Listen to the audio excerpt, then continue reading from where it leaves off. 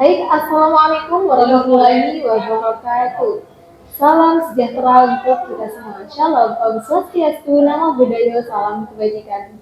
Hai, halo, apa kabar sobat-sobat semuanya? Kembali lagi bersama saya, Nurul Fadila, di acara podcast PBSI Angkatan 22. Nah, di kesempatan kali ini saya akan memenuhi tugas dari Bapak Yusuf Edi MSI. Baik, langsung saja. Nah, di kesempatan kali ini saya sudah membersamai narasumber kita yang sangat luar biasa. Penasaran? Baik, langsung saja. Apa kabar, Kak? Alhamdulillah baik. Semoga segala sesuatunya dapat dipermudah ya, Kak. Amin. Nah, sebelum masuk pada inti dari pertemuan kita kali ini nih, Kak, boleh dong perkenalkan namanya siapa dan apa profesinya? Ya. Halo semuanya, perkenalkan nama saya Arba Alfitriatus Sofyan. Teman-teman di sini biasa memanggil Arba.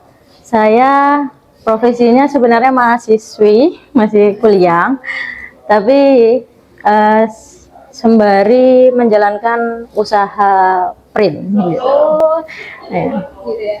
Baik, jadi teman-teman semuanya, beliau ini adalah salah satu mahasiswa dan sekarang sudah merintis sebuah usaha. Baik, langsung masuk pada pertanyaan-pertanyaan nih, Kak ya. Pertanyaan pertama nih, apa motivasi yang kakak miliki sehingga bisa memulai usaha? Iya, sebenarnya yang motivasi saya kuat akhirnya membuka usaha ini tuh karena memang saya bercita-cita menjadi seorang pengusaha dari kecil gitu. Karena dari kecil tuh memang saya suka berjualan. Dari SD itu saya memang sudah mulai belajar jualan. Jadi saya ngambil penghapus, beli, dijual kembali di kelas gitu. Jadi sambil belajar gitu ya? Ya, nah memang sudah ada dari dulu tuh memang keinginan untuk usaha tuh ada, dan memang itu adalah impian saya. Itu cita-cita saya menjadi seorang pengusaha. Jadi sudah memiliki impian dari sejak kecil ya, Kak, untuk membangun sebuah usaha. Iya, betul. Baik. Nah, pertanyaan berikutnya nih, Kak. Boleh diceritakan sedikit bagaimana kakak bisa kepikiran untuk membuka sebuah usaha di kota Bangkalan ini, di usia yang masih sangat muda ini? Silahkan.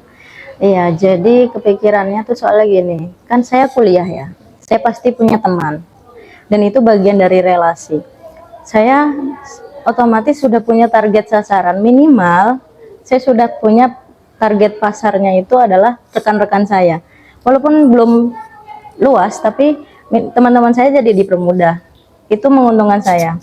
Dan nanti lama-kelamaan dari mulut ke mulut. Jadi memang berpotensi untuk dikembangkan. Walaupun saya di Bangkalan banyak yang sudah buka, tapi kan privilege itu saya masih kuliah, saya punya teman, saya punya target pasar. Jadi gitu. sudah ada targetnya. Iya, betul. Memanfaatkan teman. Memanfaatkan teman, sobat-sobat semuanya. Itu yang baik tapi. Baik, langsung ke pertanyaan ketiga nih, Kak. Sejauh ini kesan apa nih yang kakak dapat selama merintis usahanya? Kesannya itu sih, ketika pertama kali itu merasa mau memulai itu kayaknya ini terlalu nekat gitu kan. Tapi kalau nggak nekat, kapan mulainya gitu. Iya. Gitu. Padahal modal awal itu saya nggak punya uang, nggak punya pemasukan, tapi udah yuk pinjem, mulai gitu. Jadi pas awal-awal itu memang modalnya nekat. Iya, betul, nekat. Walaupun hati gemeter tapi tetap gas gitu. Penting ada niat dan usaha gitu. Betul. Nah, masuk pada pertanyaan berikutnya nih, Kak. Tantangan terberat apa yang kakak hadapi selama proses menjalankan usahanya nih? Kalau yang saya rasakan, kalau dari pribadi saya ya, secara mental itu nggak semua pihak keluarga saya itu mendukung. Maksudnya ada yang kakak saya ini lebih protektif ke saya, udah kuliah saja, nanti ini kan udah dibayarin, kuliah aja. Nah itu secara nggak langsung sebenarnya membuat mental down karena serasa nggak didukung. Tapi saya mencoba, yaudah ini Mbak, aku buktikan kalau ini nggak mengganggu kuliahku. Dan saya memang menjalankan hobi, bukan untuk cecer target uang gitu sebenarnya. Iya, berarti menjadi hobi juga. Ya betul. Dan sebenarnya ada masalah terberat juga ketika perjalanan kan kurang lebih 1 tahun ya perjalanan saya itu ketika printer itu bermasalah.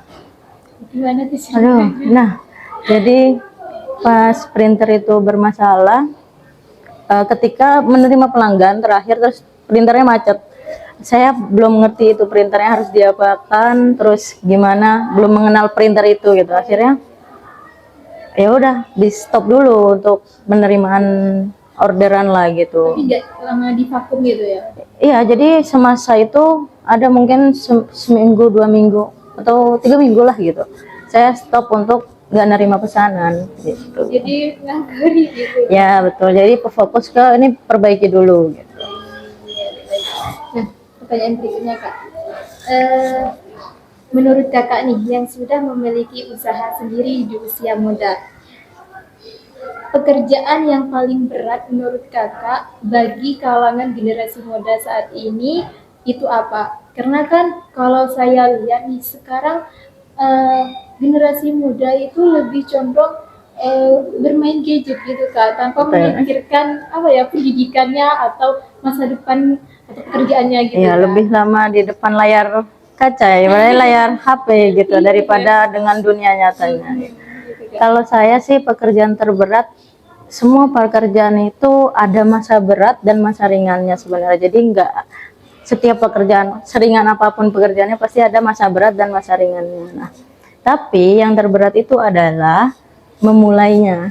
Memulainya. Ya, itu dia, memulainya. Yang susah. Walaupun dia bekerja, naruh lamaran, kalau nggak memulai ya sudah pengangguran kan gitu ya. Walaupun dia bekerja atau mau buka usaha ya tetap memulainya itu yang berat, itu saja. Untuk memulainya itu sangat berat. Iya betul. Baik, pertanyaan berikutnya nih Kak, boleh dong saya minta tunjukkan foto-foto pada saat Kakak memulai usahanya, biar sobat-sobat di luar sana juga tahu nih bahwasanya memulai usaha dari waktu muda itu sangat menyenangkan dan melatih mental kita. Iya, betul sekali sih, benar melatih mental. Nah, ini aku ada beberapa foto ya. Jadi saya itu kebetulan foto-foto dokumentasi saya pas lagi melakukan ngeprint itu belum ada karena nggak didokumentasikan gitu. Adanya yang tersimpan ini. Jadi proses saya ketika awal saya, bentar saya cari dulu ya. Nah, ini ketika saya itu memesan printer pertama kali. Ini adalah printer saya yang saya gunakan. Nanti boleh gitu ya. Nah. Oh, jadi kalau lebih printernya seperti ini Iya. semuanya. Ini adalah model printer sebenarnya paling murah di kelasnya sebenarnya, tapi tergantung penggunaannya gitu. Jadi saya memang nyari harga yang murah Yang gitu. penting sudah ada Bisa niatan ya. untuk membeli gitu ya Mbak ya. Ya, biar betul. ada. Baik. Nah, ini kemudian ada, saya boleh tunjukkan foto itu ya. Jadi prosesnya tuh awalnya saya hanya menerima print dalam hal itu seperti print biasa saja, print hitam putih dan warna gitu. Seperti ini print warna biasa di kertas. Nah, kemudian upgrade menjadi kemajuan nih, saya mulai cetak stiker. Ini cetak stiker, ini ada di videonya ya, nanti boleh ditampilkan. Nah, jadi ada perkembangan seperti itu ya Mbak. Nah, bahkan ini yang paling terbaru, baru semalam saya buat produk, ada yang mesen itu. Nih, ini box kemasan. Wah, sangat luar biasa ya sobat-sobat semuanya. Masih muda sudah bisa mengembangkan usahanya sendiri seperti itu. Ya. Dan ya lumayan lah kalau kayak gini harganya semakin naik lah level harganya Ya, gitu. apalagi di saat ini ya Mbak ya. Ya betul. Baik, nah pertanyaan berikutnya nih Mbak. Selain berwirausaha, kegiatan apa yang sering Mbak lakukan di luar jam kerja? Oke, saya biasanya setelah kuliah itu sekarang ada les privat, saya mengisi les privat gitu. Untuk anak TK dan sampai SD itu membaca dan berhitung. Oh, jadi ada kerja sampingan. Iya betul. Baik-baik. Nyambi lah, nyambi. Nah, untuk pertanyaan terakhir nih Kak, boleh dong berikan penggal kalimat untuk saya pribadi dan sobat-sobat semuanya agar kita itu memiliki motivasi dari kakaknya yang sudah memiliki keinginan untuk memulai usaha, agar kita mungkin suatu saat nanti bisa menjadi seperti kakak seperti itu. Oke, ya. Saya itu sih ada memang kata-kata, boleh saya lihat ya biar takut salah kalimatnya. Jadi jadi ini. Mulailah sekecil apapun itu, mulailah.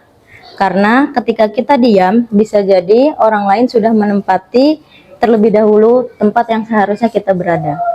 Gitu. Dan tambahan ya Mbak ya. Jadi dan jangan lewatkan kesempatan, wujudkan mimpimu dengan tinggalkan layar HP-mu sejenak gitu. Jadi karena kenapa saya membahas ini? Karena kalau kita tidak bisa memanfaatkan teknologi, kita yang dimanfaatkan teknologi. Kita akan kalah sama teknologi. Teknologi itu semakin canggih, Mbak. Teknologi semakin canggih, kita harus lebih canggih daripada teknologi. Betul sekali, Kak. Apalagi di era yang modern saat ini. Betul. Sangat rugi kalian menghabiskan waktu lebih lama melihat layar HP daripada mencoba memulai gitu. Mencoba memulai hal-hal baru. Betul. Baik. Nah, jadi sobat-sobat semuanya, kesimpulan dari podcast kita kali ini yaitu mulailah dari hal-hal yang kecil untuk mendapatkan hal yang besar. Baik, saya Nurul Fadila sebagai pemandu acara podcast kali ini pamit undur diri. Cukup sekian. Wassalamualaikum warahmatullahi wabarakatuh.